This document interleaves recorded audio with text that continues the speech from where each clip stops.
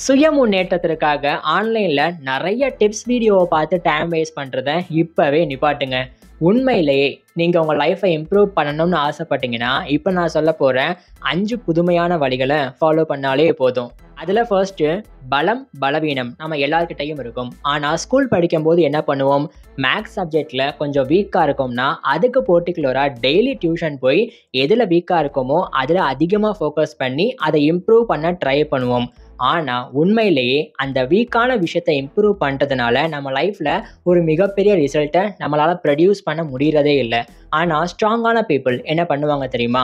அவங்க கிட்டயும் பலம் பலவீனம் ரெண்டுமே இருக்கும். ஆனா பலவீனத்துல அதிகமா ஃபோக்கஸ் பண்ணாம தான் எதுல பலமா இருக்கும்னு தெரிஞ்சு அதை கொஞ்சம் கொஞ்சமா ரெகுலரா பண்ணிட்டே வந்தாலே அவங்களுக்கு ரிசல்ட் பெட்டரா கிடைக்க ஆரம்பிச்சிருக்கு. அது மூலியமா அவங்க லைஃபை ஷார்ட் டேர்ம்லயே நல்லா இம்ப்ரூவ் பண்ணியிருக்காங்க. ஆனா இதே ஃபார்முலாவை நம்மளுமே பயன்படுத்தணும்னா நம்மளுடைய பலத்தை எப்படி கண்டுபிடிக்கிறதுன்னு சொல்றேன். ஒரு வாரம் நீங்க என்னென்ன பண்றீங்கன்ற விஷயத்த நோட் பண்ணிக்கிட்டே வாங்க.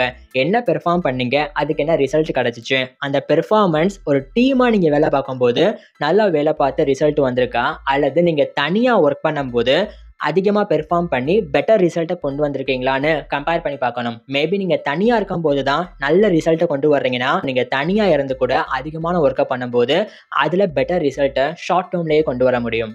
ரெண்டாவது, இது ரொம்பவே முக்கியம். நம்ம அடுத்த வாரம் டைமை கரெக்டாக மேனேஜ் பண்ண தெரியணும்னா நம்ம இந்த வாரம் டைமை எப்படிலாம் மேனேஜ் பண்ணியிருக்கோம்ன்றத ரெக்கார்ட் பண்ணி வைக்கணும். ஃபார் எக்ஸாம்பிள், நம்ம இந்த வாரம் வேலை செய்கிறத இந்த மணி நேரத்தில் இந்த விஷயத்த முடிச்சிருக்கோம் அப்படின்னு டெய்லி ரெக்கார்டை மெயின்டைன் பண்ணிக்கிட்டே வந்தீங்கன்னா இதே விஷயத்த அடுத்த வாரம் டைம் மேனேஜ்மெண்ட் பண்ணும்போது போன வாரம் நம்ம என்னென்ன விஷயத்துக்கு எவ்வளோ டைம் ஸ்பெண்ட் பண்ணியிருக்கோம் அப்படின்னு பார்த்து தேவையில்லாத விஷயத்த ரிமூவ் பண்ணிக்கிட்டே வந்தாலே அடுத்த வாரம் உங்களால் சூப்பராக டைமை மேனேஜ் பண்ண முடியும். எது தேவையுள்ளது எது தேவையில்லாத வேலைகள் அப்படின்னு பிரிக்க 3 கேட்டகரி இருக்கு. அதுல ஃபர்ஸ்ட் ஒன், நீங்க போன வாரம் பார்த்த ஏதாவது ஒரு வேலையை பண்ணாம இருந்தா என்ன ஆகும்?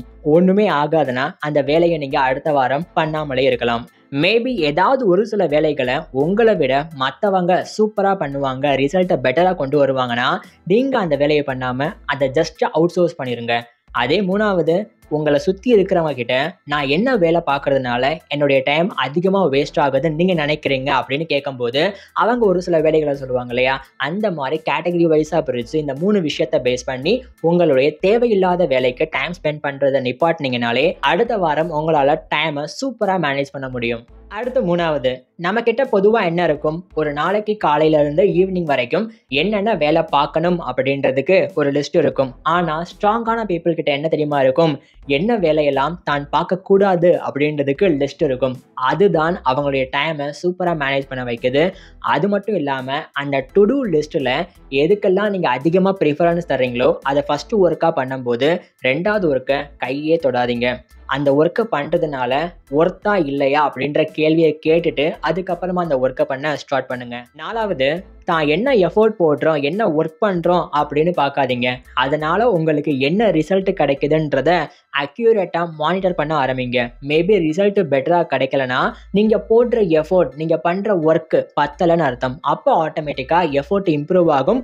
சைமல்டேனியஸாக நீங்கள் ரிசல்ட்டை மட்டுமே மானிட்டர் பண்ண ஸ்டார்ட் பண்ணும்போது சூப்பராக ஷார்ட் டைமில் நீங்கள் எதிர்பார்த்த அதிகமான ரிசல்ட் ஜென்ரேட் ஆக ஆரம்பிக்கும்.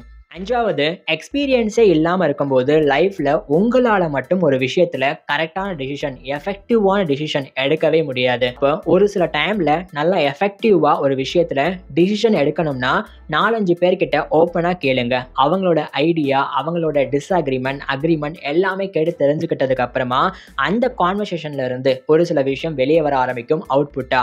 அதை டிசிஷனாக எடுத்து நீங்கள் ஒர்க் பண்ண ஸ்டார்ட் பண்ணி மேபி அது ஃபர்ஸ்ட் டைம் ஃபெயில் ஆனாலுமே நிறைய பேரோட ஐடியாஸ் இருக்குதுன்றதுனால உங்ககிட்ட பேக்கப் பிளானும் இருக்கும். இந்த 5 விஷயத்தை கேட்கும்போது ரொம்ப சிம்பிளா இருக்கும். ஆனா ஜஸ்ட் ஃபாலோ பண்ணி பாருங்க, உங்க லைஃபே மேபி சேஞ்ச் ஆகும்.